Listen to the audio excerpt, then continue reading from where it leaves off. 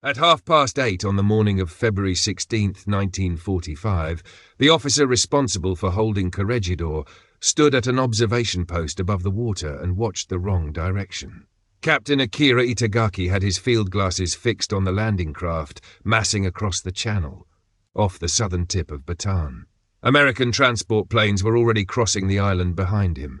He had decided, weeks before, that the planes did not matter. His reasoning was not foolish. It was arithmetic. Corregidor is a small volcanic island shaped like a tadpole set in the mouth of Manila Bay.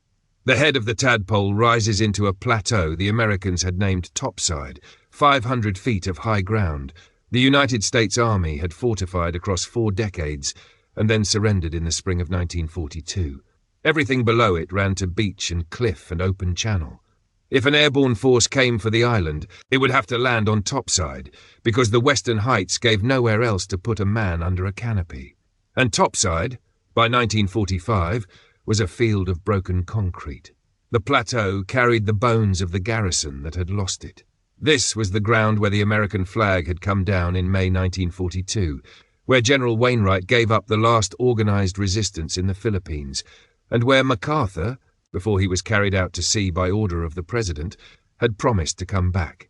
The mile-long barracks stood gutted, its roof gone, its galleries open to the weather. 56 coastal gun positions sat among the wreckage, batteries that ran from 12-inch rifles down to 3-inch mounts, a few of them dating to the war with Spain in 1898. Between the ruins lay 2 patches of open ground a jumper could aim at, a parade field and a small golf course. Neither was much wider than a football field. To put men down there in any wind was to scatter them across rubble and gun pits and the lip of a cliff. Itagaki assumed no commander would try it.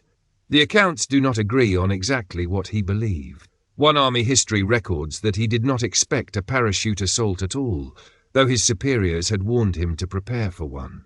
Another holds that he anticipated paratroopers, but expected them on the gentler terrain at the tail of the island, where a drop made sense, and arranged his defences to face the sea instead. The records even split on the spelling of his given name. What is not in dispute is where he was standing when the assault opened, and which way he was looking.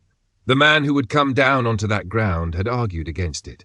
Colonel George Jones wanted the flatter zones near Kindley Field, on the tail, where the wind had room and the earth was soft. He was overruled. MacArthur's own staff had balked at the airborne plan and then accepted it, because the heights were the dominant terrain and had to be in American hands before the amphibious force came ashore underneath them. On the 6th of February, Jones flew over the target himself in a low-level bomber to see the thing he was being asked to land on. The plan he came back to asked 2,000 men to parachute onto a junkyard ringed by cliffs, in a crosswind, 8 at a time. The Americans approved it. The men who would make the jump had done this before. The 503rd had been the first American paratroopers dropped into combat in the Pacific, seizing an airstrip at Nadzab in New Guinea in the autumn of 1943, and they had jumped again at Noemfor the following summer. They knew what a combat drop felt like. None of it had prepared them for a target measured in the width of a parade ground, with the sea waiting on 3 sides of the field. They came in C-47s of the 317th Troop Carrier Group, 2,050 men carried off the airfield on Mindoro in 2 lifts. The first stick jumped at 33 minutes past 8, 3 minutes behind schedule, into winds running 16 to 18 knots across the plateau.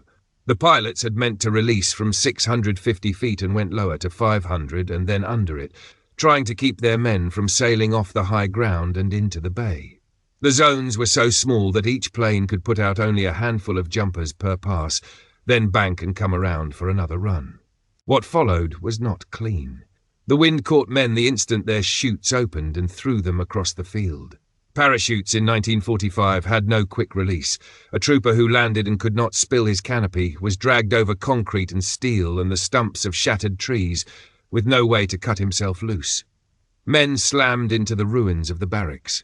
2 struck standing walls and were killed.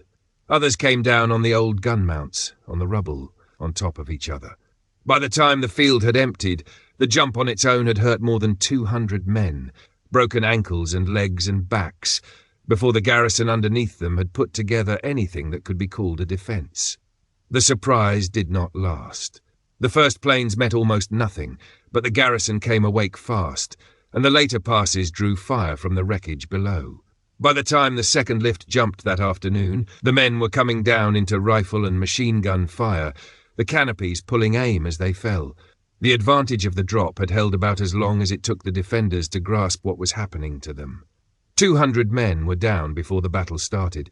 It went ahead anyway, and the wind that wrecked the jump also decided it. Around 30 troopers of I Company in the 3rd Battalion of the 503rd were carried clean off the southern edge of the golf course and over the cliffs near Breakwater Point.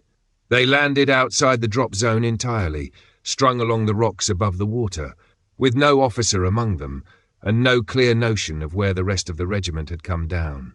The doctrine for that situation was old and simple. They gathered into a small knot, fixed on the nearest gunfire, and started toward it. They came down almost on top of Captain Itagaki. He was at his observation post with a small staff, glasses still trained on the landing craft in the channel, when paratroopers began dropping out of the sky around the place where he stood. The Americans, blown off the map and hunting for the sound of a fight, found a cluster of Japanese officers instead. In the skirmish that ran for the next few minutes, Itagaki and 7 or 8 of his men were killed. The senior Japanese officer on Corregidor was killed in the first hour by troops who had missed the island's only landing field. It mattered more than the body count suggests. The pre-assault bombardment had already destroyed the wire communications center that tied every defensive position back to one room. Now the garrison had lost the man who would have coordinated its answer in the same hour, before he had issued a single order against the threat that was actually on the ground. What remained was a set of separate strongpoints, each about to fight its own private war. That force was far larger than the Americans had been told. Intelligence put the garrison near 850 men. The true figure ran past 5,000, by some counts closer to 7, dug into the gun galleries and storage tunnels that honeycombed the high ground. The rock was hollow with them. Nobody on the American side knew the real number until the fighting was over and the dead were counted. The paratroopers had come down on an enemy several times their own size, scattered themselves across a junkyard doing it, and lost their first day's strength to the drop alone. They held the plateau in spite of all of it, for one reason. The men below them had nobody left to give an order. There is a detail in the American reports that sharpens the whole thing. As the troopers came down, the naval guns offshore lifted their fire to spare the drop, and the defenders, eyes still on the channel, never noticed that the shelling over their own positions had gone silent. By the time they looked up, the plateau was filling with parachutes. Down on the water, the second half of the plan was arriving. The 3rd Battalion of the 34th Infantry ran its landing craft onto the beach near San Jose, while the men above fought for the plateau. PT boats worked the bay through the morning, circling for troopers. The wind had blown out over the channel and pulling them off the surface near Wheeler Point. For all the chaos of the drop, not one man drowned. The infantry pushed inland and took Malinta Hill, the tunnelled ridge at the island's waist that the defenders had built into a fortress. By the end of that first day, the high ground was held, the beachhead was secure, and the 2 American forces had begun to stitch themselves together. Colonel Jones came down in the second lift and set up his command post in the gutted shell of the mile-long barracks. By mid-morning, on the north side of the parade ground, his orderly broke an ankle in the jump. Jones ran the battle from a building the Japanese had wrecked 3 years before, a roofless ruin that handed him a clear line of sight in every direction the enemy might come from. The 75mm howitzers of the 462nd Parachute Field Artillery had come down with the rest, and the men on the plateau now had guns of their own. The fight went down into the rock. The defenders had spent 3 years lengthening the tunnel system the Americans first dug, and they would not come up out of it. They held the gun galleries and the deep magazines, and when the troopers sealed a passage, the men inside died where they were. Engineers worked along the cliffs with demolition charges and flamethrowers, closing the openings one at a time. The teams moved from one gun port to the next over the broken ground, and it took days to clear even a short stretch. There was no clean way to do any of it. The hardest of it gathered around the great tunnel bored through Malinta Hill. The complex had been MacArthur's headquarters during the siege of 1942 and the hospital where the wounded waited out the end. The garrison had turned it into a magazine and a barracks, and as the Americans pressed in, the men inside touched off the explosives packed into the side passages rather than be taken. The hill shook and settled. The defenders who lit the charges were sealed inside the thing they had blown. Some of the garrison charged at night in human waves, shouting for the Emperor, and went down crossing open ground that gave them no cover. Others stayed below and touched off the ammunition stacked around them, bringing tons of stone down on their own heads and where the passages ran beneath American lines, on the men above.